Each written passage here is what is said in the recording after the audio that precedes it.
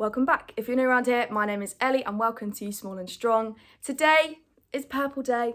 If you hadn't guessed, if you couldn't already tell, it's Purple Day. I got purple earrings, purple eyeliner, purple jumper, purple heart in my hand that I got from Young Epilepsy.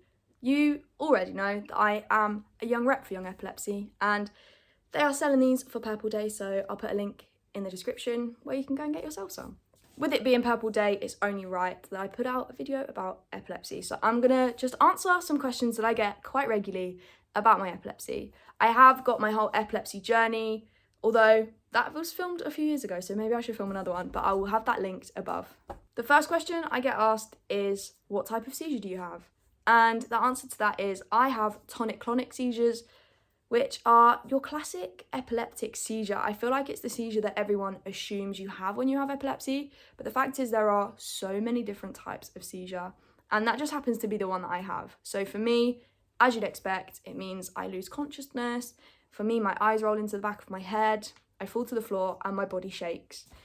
It's not pleasant for me to watch. I don't watch it. It happens to me. It's not pleasant for me. It's not pleasant for other people to watch. And I often feel quite guilty when people have watched it, and I just try not to think about that. So I'm not going to think about that now. But yes, that is the type of seizure that I have. Question number 2 is, what does someone do when you have a seizure? And for me, everyone is different. Everyone's epilepsy is different. Everyone's care plan is different. If you have a friend with epilepsy, ask them what you should do in their situation. But if you ever happen to be around me, you should just call an ambulance, really. I haven't had much luck with seizures, and I have often ended up not breathing and not in the best situation, not waking up, all these things. So the best thing to do for me is, as soon as I hit the floor, you call an ambulance and they will take care of the rest. It takes a lot of stress off of other people in the situation. Basically, you just have to watch me, make sure that I don't smack anything while I'm having a seizure. But from there, the ambulance should hopefully arrive and take care of it. Question number 3, I think we're on, is, can you drive? Yes, I can. You have to be 1 year seizure free to drive in the UK, and I am. I'm 3 years seizure free, actually. I found out today. I've been 3 years seizure free since November last year, but I just realised it today, so well done me.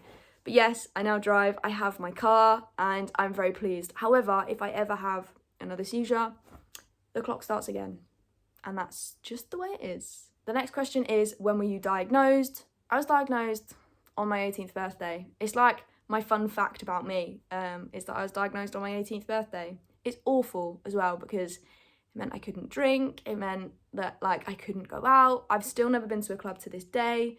And yeah, I suppose epilepsy does have something to do with that, but I also don't feel like I'm missing out. I don't think I would do that really very much anyway. I would have tried it, but I wouldn't still be there.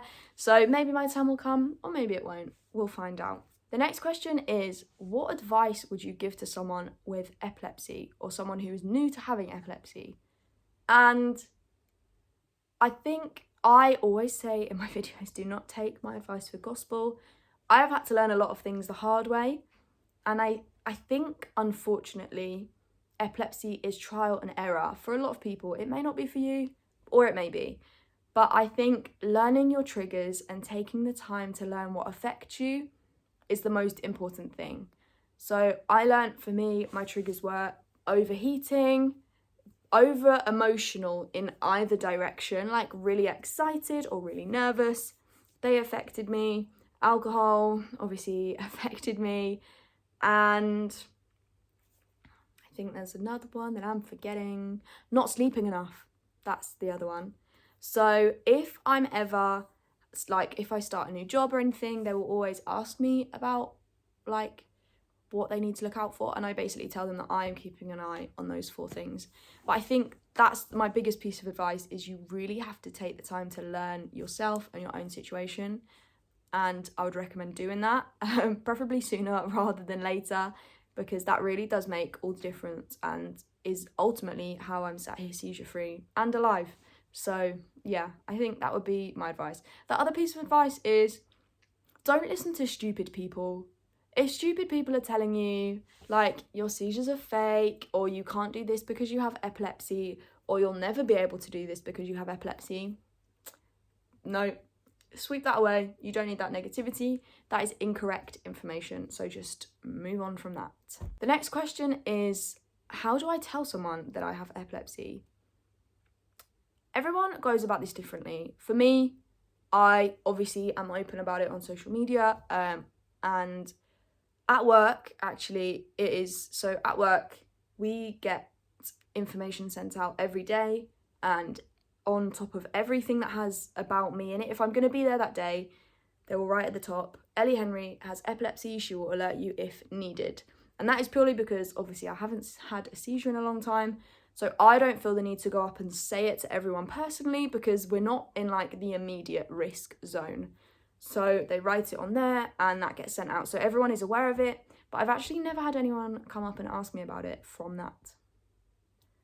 But the other thing I do is I just tell people, when I meet someone for the first time and we're chatting, or if, maybe not for the first time, but like, let's say I'm making friends, I'm just so upfront about it, and that makes me not awkward and them not awkward.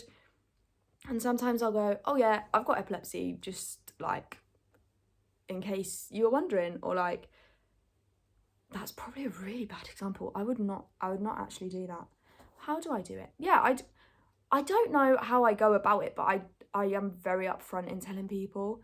But to be fair, a lot of the time I'm in the wheelchair when people meet me, so they're like, oh, and then I just tell them about that straight up, and then I go, oh yeah, and I got epilepsy on my 18th birthday, lucky me. And then it just sort of becomes like passing comment, like it's just passed, and I'm no longer thinking about it. And if they've got questions, they ask and I answer. And I tell people, I'm all right if you want to ask me questions about it, because people don't learn unless they ask questions and someone answers. The next question is, how did you become a young rep for Young Epilepsy? And the fact is, they post every so often asking for new young reps, whether that's Twitter, Instagram, Facebook. But there is a new thing, or new-ish, called Young Supporters. And if you are a young person with epilepsy, you can sign up to the mailing list on the website to become a young supporter. And that basically means you're like a young rep, you just don't have to do as much, and you're still involved, you're just not as heavily involved. So I would say that is a great first step. And then if they're ever looking for new young reps at whatever time of the year, they go to the young supporters and they say, does anyone fancy becoming a young rep? Is anyone looking to do that? And then we get like videos, people write like an application, people apply in all different sorts of ways, and the young reps have a look at these applications with like our mentor boss people, and that is how young reps get chosen.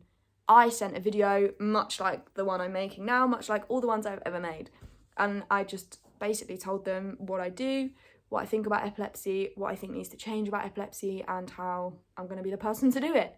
And that obviously got me to become a young rep. The next question is, does epilepsy affect your work?